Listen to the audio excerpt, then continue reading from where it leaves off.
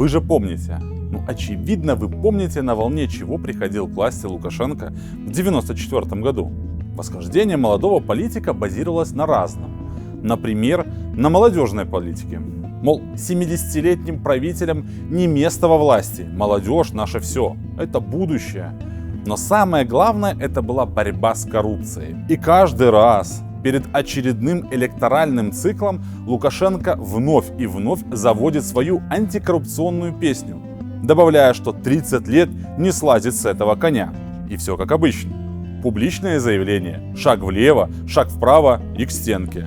Но вообще, как можно бороться с коррупцией, если ты сам ее и возглавляешь? На примере резиденции «Восток», украденной земли Красной Поляне, мы это железобетонно доказали, но сегодня мы начинаем цикл фильмов, которые будут посвящены истории самой масштабной коррупционной схеме в разрезе одного единственного, пускай и огромного предприятия Республики Беларусь.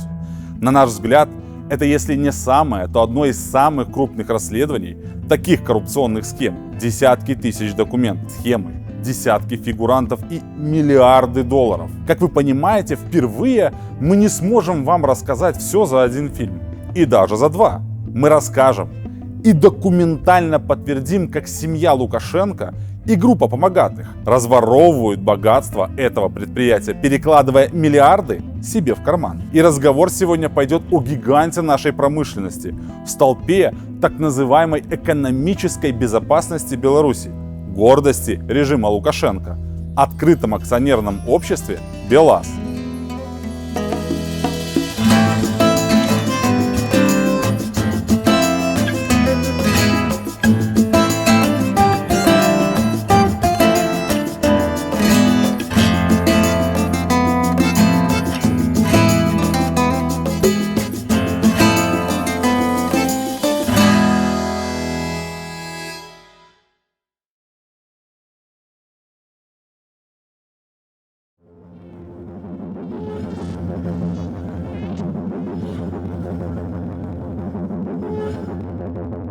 Ровно как и в нашем расследовании про Амкадор, мы бы хотели начать с истории, которую мы из рук вон плохо знаем.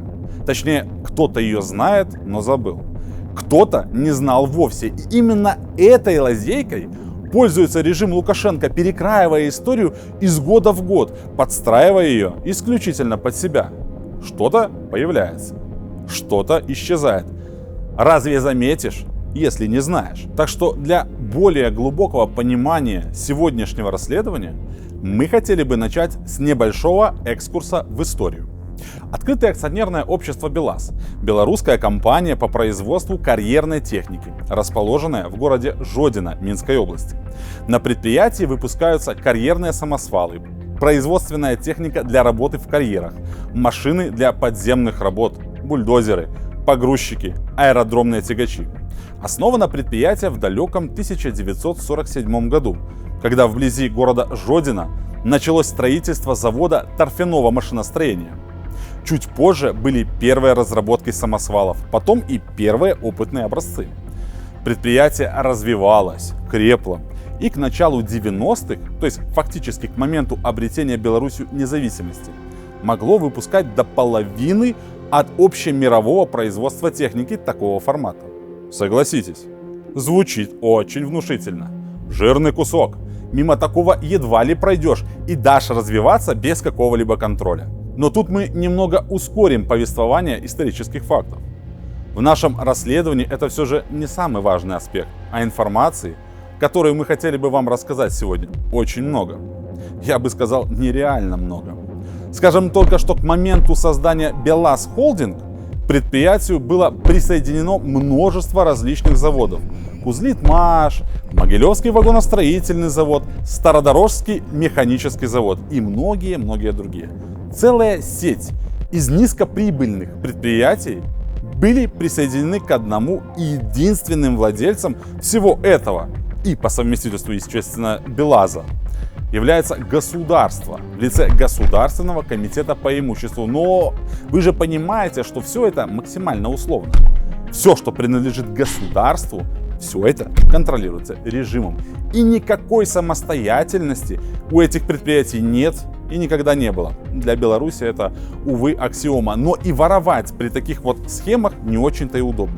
Значит, отношение власти к предприятиям, которые были в собственности государства, в общем, как бы ничего нового не придумано со времен позднего Советского Союза. Это то, что называется чиновничья рента. Когда вы, грубо говоря, обрастаете большим количеством посредников, которые и становятся центром прибыли. В итоге, значит, бешено прибыльным могут оказаться, например, торговые дома Белаза, как это, в общем, и происходит сейчас. Причем настолько, что их прибыль может в десятки раз превышать там копеечную прибыль самого Белаза. Вот. Когда-то Лукашенко боролся с этим, придя к власти, а потом понял, что, ну, наверное, имеет смысл просто, что называется, национализировать эту схему, да, и как бы зачем это будут делать какие-то другие жулики, когда это могут делать приближенные к нему люди. Диктатура не формируется за год или два. Этому предшествует достаточно длительный по времени процесс, в котором постепенно ограничиваются гражданские свободы, подавляется политическая оппозиция, устанавливается контроль не только над средствами массовой информации, но и над всем, что может прямо или косвенно, много или мало, но приносить деньги правящему в стране режиму, естественно. Это, по сути, принцип выживания диктатуры и возможность для развития, ну или точнее для паразитирования. Все это и не только это, естественно, не остается незамеченным. И случай с диктатурой Лукашенко приводит к постоянному санкционному давлению на режим со стороны прогрессивного западного сообщества. Временами более сильному, временами менее. Но история, как ни крути, кое-чему научила режим за все вот эти годы. Во всяком случае, он понимает, что ситуации могут быть разные.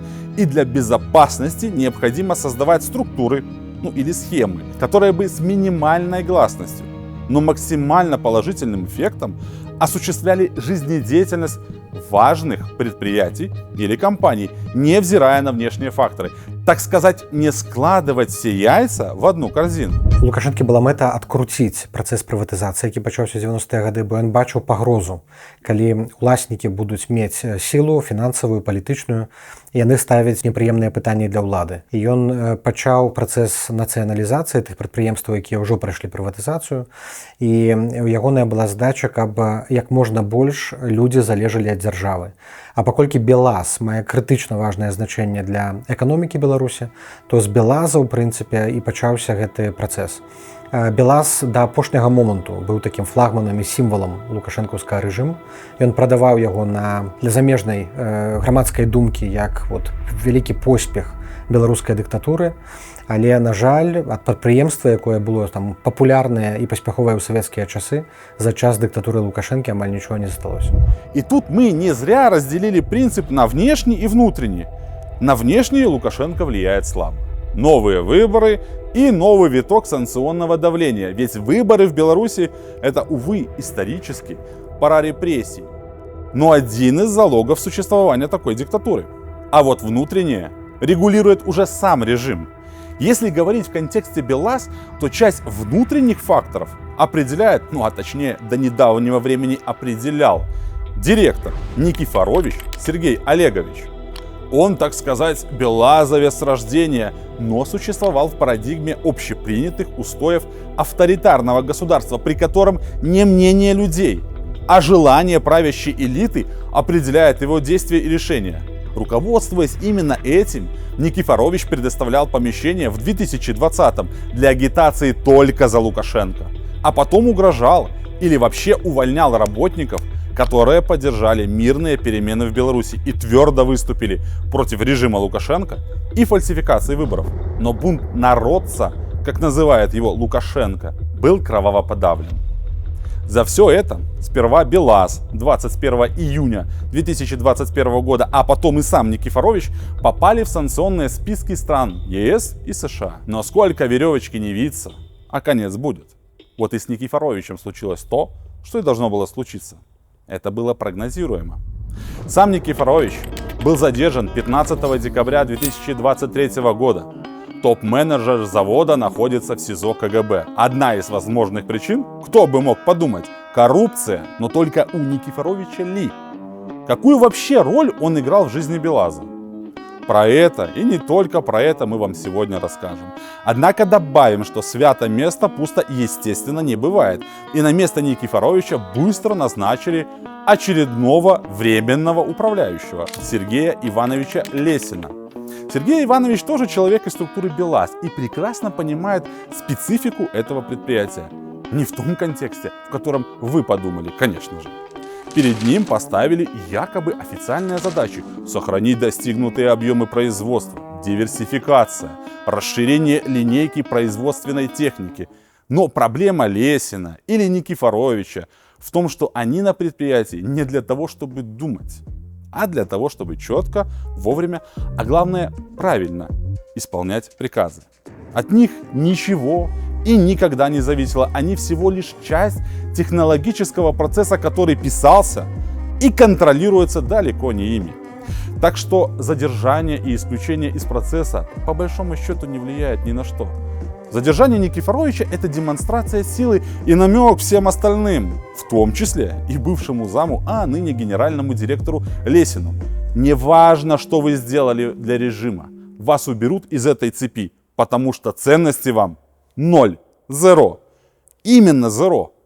За 30 лет власти Лукашенко уже давно надо привыкнуть, что каждый следующий коррупционер сменяет предыдущего коррупционера. И эти коррупционеры в лучшем случае несут какое наказание? Они там пробудут год-два в изоляторе, пройдут там курсы повышения квалификации и отправляются на какие-нибудь убыточные колхозы, потому что кадров нет. Вот. То есть это, еще раз, надо понимать, что Лукашенко не борется с коррупцией. Потому что борьба с коррупцией подразумевает борьбу с системой, которая создает условия для этой коррупции. Условия для этой коррупции в данном случае какие? Это государственное предприятие, в котором нет частного собственника, и которое не доплачивает своему менеджменту. Ну, то есть, естественно, люди будут искать то, что они считают недоплачено им государством, потому что они действительно рискуют, в общем, не только своими деньгами, но еще и свободой, как мы это понимаем. Эта система не меняется. Она рождает этих коррупционеров. А с чем Лукашенко борется? Как раз с этими внешними проявлениями, с этими коррупционерами. Они регулярно будут появляться, потому что ничего не поменялось. БелАЗ предприятие ориентированы исключительно на экспорт. И практически вся техника, производимая холдингом, поставляется на рынок Российской Федерации, естественно. К 2023 году экспорт в Россию находился на уровне 70% от общего числа техники, производимой этим холдингом. Доля же самого БелАЗа на рынке России по большегрузным карьерным самосвалам за первое полугодие 2023 года составляла без малого 87%. И все это предельно понятно. Что минский режим, что московский находятся под санкционным давлением за то зло, которое они совершают. Так что пока на рынке России конкуренции для БелАЗа, в общем-то, нет. Во всяком случае, она не самая большая. Позиция холдинга тоже очень читаемая. Экспорт в Россию основной, а продавать-то больше и некуда. О том, что техника БелАЗ хоть и дешевая по сравнению с аналогами, но при этом крайне низкого качества, известно многим. Тоже мне новость. И часто бывают проблемы, которые приводят к обсуждению их на самых высоких уровнях. Но где Россия, там всегда коррупция. И присущие этой стране коррупционные схемы. И поэтому отличным, так сказать, бонусом к средней по качеству техники идет возможность организации серых схем, сети дилеров, а в условиях санкций повышенному заработку за вредность. Это едва ли можно представить с техникой, например, компаний Caterpillar или New Holland. А вот с БелАЗ легко. Тем более семья, контролирующая все в стране, не только одобряет и потворствует таким схемам, но и выступает прямым ее участником. И тут надо прояснить, о какой семье идет речь. Хотя, наверное, вы и без нас догадались. По большому счету, семья в этом фильме – это вроде бы как и собирательный образ. Но с другой стороны, вполне себе реальная семья. Ну, если кто-то не понял, не догадался до сих пор, то семья – это семья Лукашенко и всех, кто рядом с ними. Ведь именно на ней все и завязано. И теперь, наконец-то, давайте перейдем к конкретике и фактам.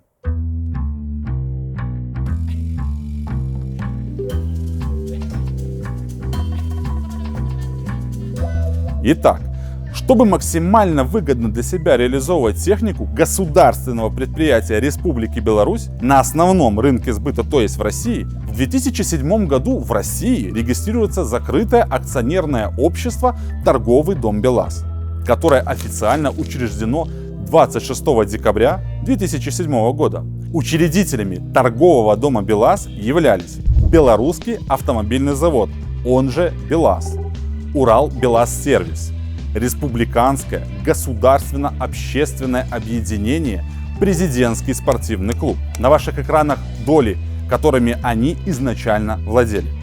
Дальше началось перераспределение долей. В 2009 году Урал-БелАЗ-сервис передал часть своих акций непосредственно самому БелАЗу, или 10%. Еще 10% он передал Президентскому спортивному клубу. При этом Урал-БелАЗ-сервис остался акционером торгового дома, имея 10% акций. Дальше больше. В 2013 году Урал-БелАЗ-сервис вновь принял решение об отчуждении акций торгового дома. Открытому акционерному обществу БелАЗ, управляющая компания холдинга, БелАЗ Холдинг, перешло право собственности на одну акцию. Физическому лицу Чижу Юрию Александровичу перешло право собственности на 4 акции. Физическому лицу Кулуеву Виктору Шагдамовичу перешло право собственности на 5 акций. При этом Урал-БелАЗ-сервис полностью вышел из состава учредителей общества. И что мы видим в конечном итоге? Внушительной долей в основном дилере государственного предприятия БелАЗ стало обладать общественное объединение «Президентский спортивный клуб», по сути являющийся одним из главных акционеров коммерческой фирмы, которая как по сути, так и по своему назначению представляет из себя структуру, которая единолично определяет фактически весь экспорт техники БелАЗ на свой основной рынок, то есть в России. Бессменным руководителем этой якобы общественной организации является некто Лукашенко Дмитрий Александрович. Всем же понятно, что это не однофамилец Лукашенко, это его сын. Несомненно, никакими компетенциями они обладать в плане торговли, маркетинга или того же самого постпродажного обслуживания или чего-то еще они, конечно же, не могут. Поэтому вся их функция, скорее всего, это то, чем всегда власть занималась. Это попытка сесть на потоки, за ними следить, чтобы, в общем, ничего не ушло из-под их надзора. Сын Лукашенко управляет Президентским спортивным клубом. Сын Лукашенко управляет большой долей в коммерческой структуре. Также вы заметили, в составе учредителей со временем появились некто Кулуев Виктор Шагдамович и всем известный кошелек режима Чиж Юрий Александрович. И давайте на этих новичках остановимся немного подробнее. Ёсць фармальныя і нефармальныя сувязі. Фармальныя гэта тое, што мы называем адміністрацыя прэзідэнта, міністр, віцэ-міністр, вертыкаль улады, а ёсць нефармальныя. Гэта найбольш прыбліжанае кола. Тыя, хто прымаюць рашэння, хто уплываюць на думку самога Лукашэнкі, тыя, каму даюць доступ да кармушкі, дазваляюць рабіць нейкія схемы. І спартовыя клубы, прэзідэнцкія клубы, як называюць, гэта менавіта пазначэнне сваіх ва ўсёй гэтай сістэме номенклатуры. І Лукашенко ў розныя свае часы ён далучаў да прэзідэнцкіх клубаў розныя групы людзей. Яны мяняліся ў адпаведнасці з вектарамі і ў адпаведнасці з ветрам, куды ён дзьмуў, на ўсход ці на захад. Але самае важнае была заўжды лаяльнасць, прыбліжанасць, вернасць. І гэтыя людзі маюць як фармальны, так і нефармальны ўплыў на сітуацыю Беларусі. Кулуев Виктор Шагдамович, уроженец города Слуцка, женат, имеет высшее образование. Вся карьера Виктора Шагдамовича связана с семьей Лукашенко. Еще с далекого 1998 года он работал в администрации Лукашенко. Далее в карьере Виктора Шагдамовича был секретариат Совета Республики. С 2005 года он окончательно осел, правильно, в Республиканском государственно-общественном объединении «Президентский спортивный клуб» в должности помощника председателя Председатель, напомним, Дмитрий Лукашенко, так что он был помощником именно его. Параллельно с 2011 года Кулуев стал занимать различного рода должности в торговом доме БелАЗ, заняв в нем в конечном итоге должность председателя совета директоров. Должность отличная, но важность этой должности заключается в другом. Простых людей на нее не назначают. И тут достаточно парадоксально выглядит назначение непосредственно самого Кулуева председателем совета директоров, доля которого в обществе составляет, напомним, 5%. Так как мы уже знаем аффилированность между спортивным клубом и Кулуевым, можно понять, что ставленником именно этой общественной организации он и был. Холдинг, естественно, не стал пререкаться. Основная ответственность Кулуева достаточно нетипичная для председателя совета директоров. Кулуев – деталь, которая выполняла свою важную роль в наладке и последующей работе всего механизма. Также в сферу ответственности входил и контроль деятельности самого торгового дома в начале. Представление, например, интересов семьи Лукашенко. Виктор Шагдамович вообще несправедливо малозаметная фигура, прошедшая как-то мимо санкционных списков, например, или внимания СМИ. Так что мы попробуем еще более углубиться в детали как его биографии, так и его деятельности. Так вот, упомянутую должность председателя совета директоров Кулуев занимал до 2018 года. Но не только одним торговым домом жил Кулуев. Точнее, через него семья осуществляла надзор и над другими структурами, или так называемыми дилерами. Но и сам Кулуев, как говорится, крутился. Он был также держателем доли в таких компаниях, как Кузбассбелавто 8%, ГТК 25%, Б24 Майнинг 50,1% акций. Но в 2018 году по какой-то неведомой причине Кулуев продал все принадлежащие ему акции торгового дома, естественно, президентскому спортивному клубу.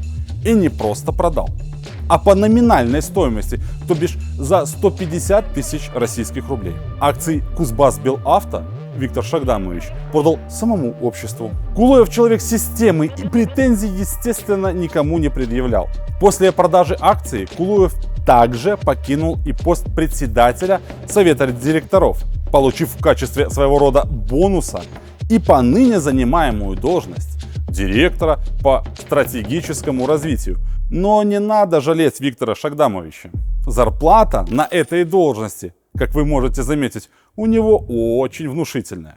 И это только то, что касается непосредственно торгового дома. Помимо этого, за ним остались достаточно внушительные пакеты акций компаний, по которым он регулярно получает солидные дивиденды. Так, в апреле 2023 года по результатам внеочередного собрания участников горно-транспортная компания, она же ГТК «Дальний Восток», Кулуев получил без малого 22 миллиона российских рублей. Годом ранее, в октябре 2022 года, Кулуев в качестве дивидендов получил 42 миллиона российских рублей. Были и другие выплаты в 2022 году – 32 миллиона российских рублей. В конце 2023 года Кулуев получил еще 8,5 миллионов рублей. От общества Б24 Майнинг Кулуев получал в 2019 году часть средств от нераспределенной выручки, то есть 25 миллионов российских рублей, а потом еще 65 миллионов рублей. Да и от самого торгового дома, будучи обладателем лишь 5% пакета акций, с 2013 по 2018 года Кулуев получил немало, как минимум 137,5 миллионов российских рублей. Согласитесь, это более чем внушительные суммы. Но при этом Кулуев за копейки продает свою долю в торговом доме. Странно, не так ли? Для нас это не странно, но мы-то знаем всю картину целиком. Так вот, в марте 2023 года Кулуев с 50% пакетом акций вошел в состав учредителей никому неизвестной компании – общества Русбелсоюз. И к этой теме мы тоже вернемся, а пока зафиксируем. Продал за копейки долю в крупном и прибыльном бизнесе, имеет доли в дилерах торгового дома, за что получает солидные суммы на свой банковский счет. Работал в президентском клубе, учредил некую компанию Русбелсоюз. Этим история Кулуева, естественно, не заканчивается, но не будем пока что перегружать вас. Пока что этого хватит. Мы к Виктору Шагдамовичу еще вернемся, к его несчастью. Только заметим, что свои средства Кулуев хранит в банках, но не стеклянных, как вы понимаете. Собственно, вы сами можете увидеть это в выписке по вкладу Виктора Шагдамовича в банке ВТБ. Что тут сказать? Красиво. Само же место Кулуева недолго оставалось вакантным. Не место как место, а место как должность. Место председателя совета директоров занял заместитель генерального директора БелАЗ Холдинг Рыльцов Константин Витальевич. А вот должность надсмотрщика над семейным бизнесом занял Карпович Андрей Владимирович. И ведь он тоже человек далеко не простой и абсолютно не случайный. Бывший сотрудник СБП, который, по сути, до выхода на пенсию регулярно то в Украину, то в Австрию, то в Объединенные Арабские Эмираты сопровождал, правильно, Дмитрия Лукашенко. И после выхода на пенсию сразу же пошел работать на должность заместителя председателя Центрального совета исполнительного директора Республиканского государственного общественного объединения «Президентский спортивный клуб». Именно он по доверенности, подписанной Дмитрием Лукашенко, получил право осуществлять деятельность от лица президентского спортивного клуба в торговом доме БелАЗ.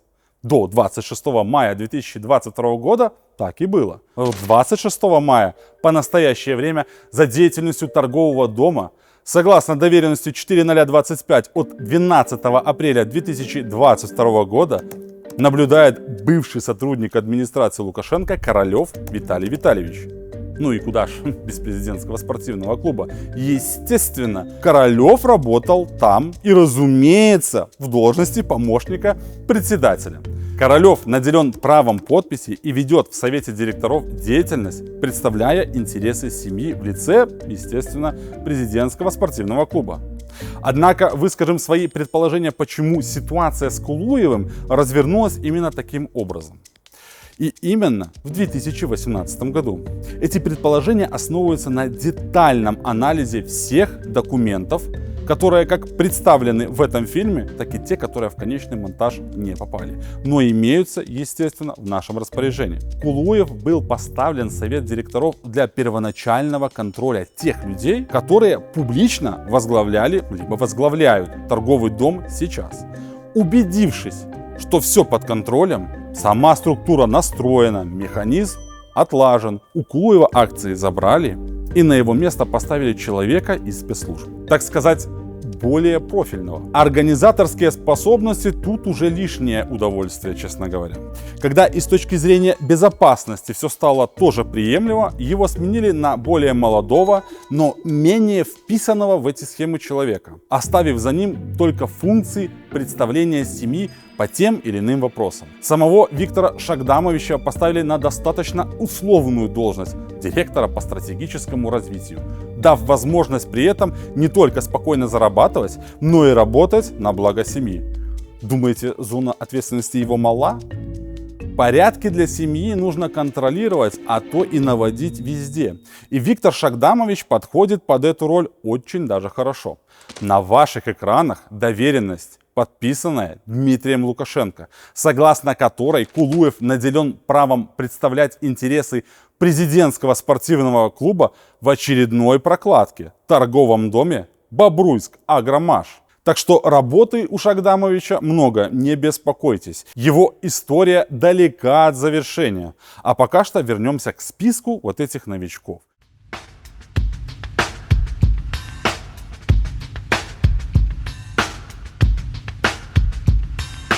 Чиж Юрий Александрович, который достаточно широко известен и в первую очередь как тот самый первый кошелек Лукашенко. Сколько о нем было сказано, сколько было статей написано.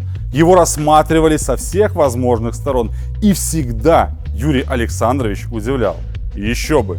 Например, как футбольный функционер, Чиж вообще очень часто появлялся в новостных лентах спортивных изданий. Ну а как иначе? 30 тренеров за 20 лет владения футбольным клубом «Динамо Минск», которая ему, к слову, тоже досталась за гроши. Вообще со спортом это отдельная история. Там всех этих силовиков регулярно назначают и как бы регулярные провалы. Ну просто Лукашенко так мыслит. Он думает, что если поставить некомпетентных а преданных, то система будет работать. К сожалению, нет, она не работает, потом он обижается, он ищет других, но просто критерии отбора другие, вот и все. Но дабы картина нашего фильма была полной, мы все же решили, что немного затронем биографию и Юрия Александровича. Итак, Чиж Юрий Александрович родился 28 марта 1963 года в Брестской области, деревне Соболи. После окончания института пошел работать на тракторный завод в городе Минске, куда попал по распределению. В бизнес Чиж пришел из спорта. Первоначально занимался ввозом и продажей ковров. В 1992 году основал компанию Tripal, работающую в сфере строительных материалов. В дальнейшем начали появляться и дочерние фирмы и в других рыночных сферах. С 1997 года Чиж начинает развивать ресторанный бизнес. Первый объект общепита назывался «Раковский бровар». Сейчас это целая сеть ресторанов и кафе. В Логойске им был возведен лыжный курорт. В 2002 году была создана компания, занимающаяся переработкой нефти. В скором времени с Чижом начали сотрудничать такие промышленные гиганты, как Лукойл, Башнефть, ТНК БП, Газпромнефть. Была и сеть заправок в Беларуси, приносившая одно время очень хорошую прибыль. Другими словами, Чиж — это первый и, пожалуй, самый крупный кошелек Лукашенко, который был подле семьи от самых ее фактически истоков, и которому позволялось, если не все, то очень-очень много. И неудивительно, что в 2013 году вот эта компания «Урал-Белаз-Сервис» передала именно Чижу 4% долю в торговом доме. Но только лишь этим ограничилось? Нет, разумеется, нет. Чиж был не каким-то коммерсантом или просто крупным по меркам Беларуси бизнесменом. Он был тем самым доверенным лицом семьи. И 4% долей тут, естественно, ограничиться не могло. Владел Юрий Александрович и 18% долей в обществе с ограниченной ответственностью Кузбассбелавто. Правда, деятельность в данном обществе от лица Чижа осуществлял Кулуев Виктор Шагдамович, действующий на основании доверенности от 9 сентября 2016 года. Также через свою дочь, Чиж Татьяну Юрьевну, владел Юрий Александрович 30% долей в обществе с ограниченной ответственностью Белаз-Поморье и Белаз-Сервис. Никто из этих людей никакими особыми управленческими или там бизнес-талантами не обладает. Вот как Лукашенко хвастался, что у него нет олигархов. Строго говоря, это правда, потому что олигарх — это не только владелец там, заводов, пароходов, яхт, машин и чего-то еще. Это те, кто имеет возможность влиять на власть. В данном случае они все в действительности были не сколько даже собственниками, да, это такая как бы номинальное владение. То есть сегодня ты Чиж, а завтра кто-то другой Чиж. И фамилия в данном случае не играет никакой роли. Это функция. Это, по сути, людям, близким к телу, в управлении отданы эти активы, которые в любой момент могут быть отобраны, как это, собственно, и происходит. Мы же видели, что как только, значит, вот этот плащ неуязвимости у Чижа пропадает, он начинает проигрывать все абсолютно иски в суде, даже те, которые давно по сроку давности уже даже не могут быть рассмотрены в этом суде. Так оно обычно и происходит. Мы это видели в России точно так же, как был талантливый бизнесмен Елена Батурина, жена Лужкова, которая почему-то перестала быть талантливым бизнесменом, как только Лужков перестал быть мэром Москвы. Это всегда так происходит. Не обращайте внимания на людей, обращайте внимание на функции. Эта функция просто своим отдана в управление. До какого-то момента вы можете там делать все, что угодно, пока вы не начинаете наглеть. Как только вы начинаете наглеть, вас заменяют кем-то другим и рассказывают о том, как успешно с этой коррупцией система борется. Хотя на самом деле она ее создает, она поощряет ее существование в масштабах, которые ей, как сказать, она считает безопасным для себя, и только наглое поведение считается коррупцией официально в Беларуси. Чижу давали возможность заработать. Но, естественно, не просто так. В Беларуси вообще ничего не бывает просто. Чиж был как дойная корова, которую кормили хорошо, регулярно, но и доили безудержно и постоянно. Но запросы семьи росли непропорционально росту бизнес-империи Чижа. Точнее, империя вообще приходила даже в упадок. И не без помощи самого Юрия Александровича, который стал много ошибаться, много брать на себя обязательств и часто их не выполнять. И вроде бы, как всегда, были какие-то благовидные причины. Тут не рассчитали, там просчитались. или чего-то там не ожидали, ну, санкции в крайнем случае. Но семье-то безразлично. Она создала экосистему, в которой все условия для чижа были созданы. Это самое главное. А вот пользуется он этим или нет, а главное, как пользуется, вопрос мало кого беспокоящий, тем более создателей этой экосистемы. Оплата идет именно за условия, а не за реализацию данного потенциала. В итоге череда ошибок привела к тому, что между чижом и семьей произошел разлад. 11 марта 2016 года Комитет государственной безопасности Республики Беларусь возбудил уголовное дело по части 2 статьи 243 Уголовного кодекса Республики Беларусь. То есть чиж, являясь генеральным директором и соучредителем общества Трайпл, действуя совместно с иными лицами в период времени с 2012 по 2015 года, путем умышленного занижения налоговой базы предприятия, а также внесения в налоговые декларации заведомо ложных сведений, уклонился от уплаты сумм налога на прибыль в особо крупном размере. На то время председателем Комитета государственной безопасности был Валерий Вакульчик. Вот, к слову, чудесное фото еще молодого, будущего лукашистского генерала, которое нас очень попросили вставить в этот фильм. Своего рода пасхалка. Кто знает, тот знает. Самое неожиданное.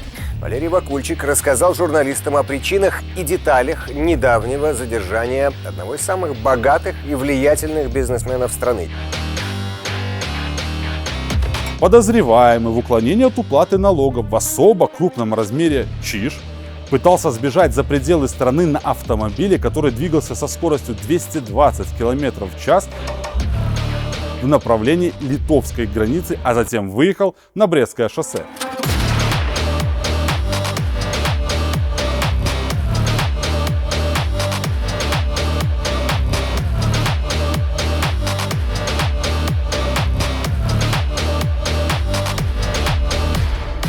Чтобы задержать чижа и доставить его в СИЗО, пришлось применять даже план перехвата и спецподразделений. Да уж. Вот не каждый день такое можно услышать или увидеть. Тот, кто всегда ассоциировался с режимом, был доставлен в СИЗО и до октября 2016 года находился под стражей. Однако 15 октября меру пресечения изменили, и чиж вышел на свободу. Закон приступать нельзя. Я всегда предпринимателям говорю, вы идите и работайте, никто вас не тронет пальцем. Но только главное условие – не воруйте у государства, платите налоги. По слухам, в то время чиж смог откупиться. Деньги еще были. Связи, собственно, тоже.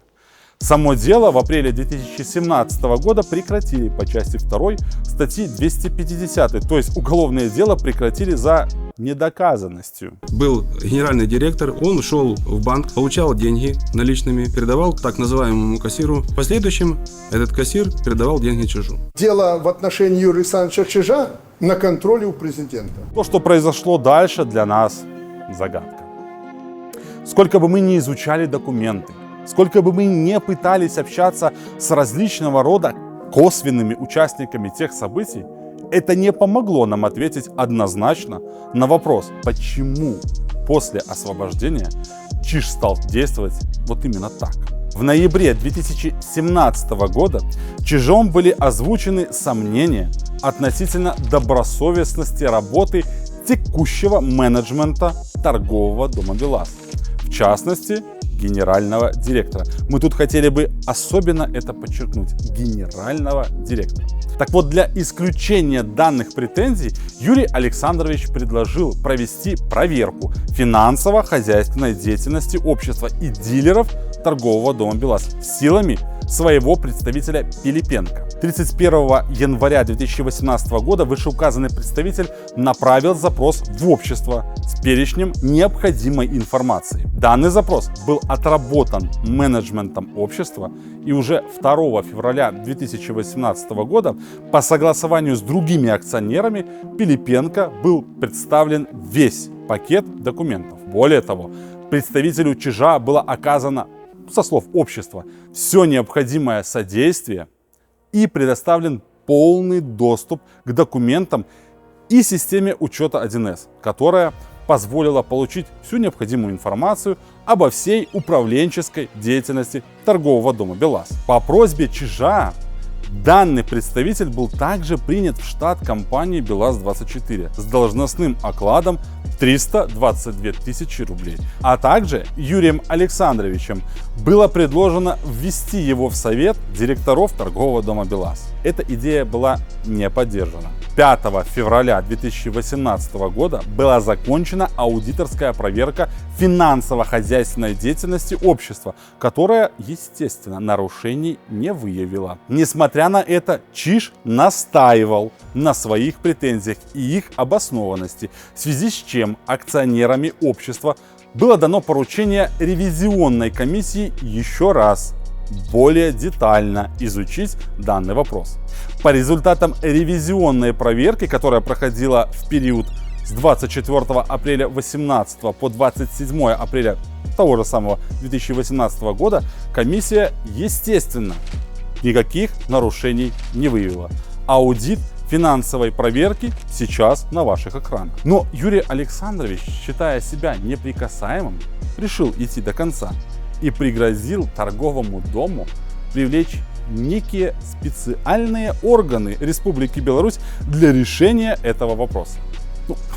Пояснять, что это за такие специальные органы, мы думаем, не стоит. Но парадокс заключается в том, что Чиж-то ведь, как никто другой, знал, как устроено государство Беларусь. Кому, как не Чижу, знать, что, кому и в какой мере принадлежит.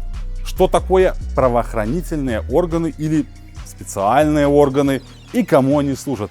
Да в конце концов, как он сам попал в этот торговый дом и вообще стал бизнесменом. И вот тут он очень просчитался по непонятным для нас причинам. Чиж образца 2018 года был не так силен и не так влиятелен, как Чиж конца 90-х. Старый, прохудившийся кошелек режима не понял, как сильно изменилось соотношение сил и отношение самой семьи к нему.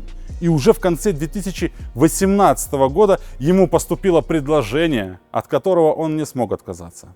Империя Чижа рушилась на глазах, и потеря доли в торговом доме была лишь частью этого падения. Про продажу этой доли белорусское общество узнало лишь в 2020 году из интервью супруги Чижа.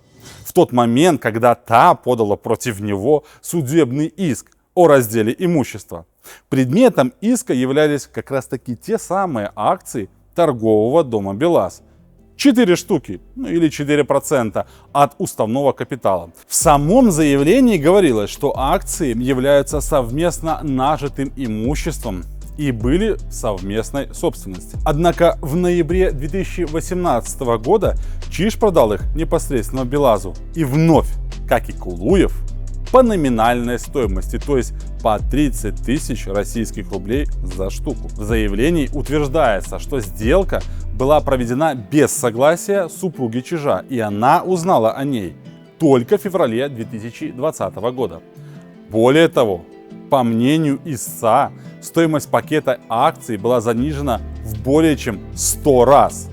Исходя из стоимости чистых активов торгового дома БелАЗ, стоимость этого пакета должна была составлять 124 миллиона российских рублей. И вроде бы как Светлана Борисовна сказала все. Добавить на первый взгляд нечего. Но это только на первый взгляд. Светлана Борисовна прекрасно осведомлена, как устроен этот мир. Она видела, как ее супруг строил империю и по каким головам шел ради этого успеха. Она ведь и сама является частью этого мира. И в связи с этим маленькую, но очень важную деталь от журналистов она все же утаила. На ваших экранах то самое исковое заявление. И в тексте этого документа прямо написано, почему Чиж продал акции торгового дома БелАЗ по номинальной стоимости по требованию БелАЗ Холдинг. Оказывается, это требование было мотивировано необходимостью исполнения поручения Лукашенко. И именно в связи с этим 22 ноября 2018 года был заключен договор купли-продажи, в результате которого на счет Чижа было переведено 120 тысяч российских рублей, или чуть менее 4 тысяч белорусских рублей за долю в торговом доме. Но есть нюанс. Согласно вот этому документу, не Белаз обратился к Чижу, а Чиж обратился к Белазу. И последние, естественно, это предложение любезно приняли. Еще бы не принять. Чиж обратился в Белаз с предложением выкупить у него за 120 тысяч рублей 4% пакет акций торгового дома, который стоит в 120 раз дороже. Также Юрий Александрович был великолепно осведомлен о настоящей стоимости этого пакета, что и прописал в договоре как страховку. А именно, Чиж указал, в случае претензий со стороны государственных органов, в том числе по вопросам продажи акций ниже их стоимости, Белаз несет все риски и гарантирует выплату всех штрафов. По сути, это не отменяет наличие самого поручения от Лукашенко, хотя меняет направленность импульса. Это Чиж хотел выполнить поручение, так или иначе, любой ценой. И он его выполнил, продав акции в 120 раз дешевле их реальной стоимости. К слову, за время владения акциями в качестве дивидендов Чиж от торгового дома получил сумму, эквивалентную стоимости пакета акций, то есть 134 миллиона рублей. Но все эти действия не сильно помогли Чижу. Семья осталась недовольна. Больно уж много проблем он доставил для всех, слишком много его было. И так как большой пользы от него уже не было, лояльность, а что самое главное, адекватность вызывали сомнения, вскоре Чиж был вновь задержан. Дело возобновили, статью переквалифицировали, и все закончилось полным разорением некогда могущественного бизнесмена с совокупностью с 3,5 годами колонии, с непродолжительной экскурсией в новинки. Но почему Чиж допустил такие банальные ошибки, нам неизвестно. Как мы уже сказали, возможно, виной тому излишняя самоуверенность и вера в собственную несокрушимость. А может быть, вера в свою собственную исключительность. А может, он просто не прочувствовал ситуацию и не понял, что внутри такой перспективной структуры, какой без сомнения является торговый дом, который самостоятельно определяет, что, кому и когда продавать под брендом Белаз, уже был человек, который и проходил проверку в паре с Виктором Кулуевым, который настраивал процессы, выстраивал структуру. И, к слову, человек эту проверку прошел. Не знать про его существование Чиж не мог. Он много лет был с ним в тесной связке в нескольких других обществах. А вот не знать, что семья сделала конечную ставку на него, вполне допускаем. Наш второй фильм будет полностью посвящен этой малоизвестной фигуре. Ведь он вместе с семьей играет, пожалуй, ключевую роль во всех этих схемах. Наберитесь терпения, будет очень интересно. Только не Белазу.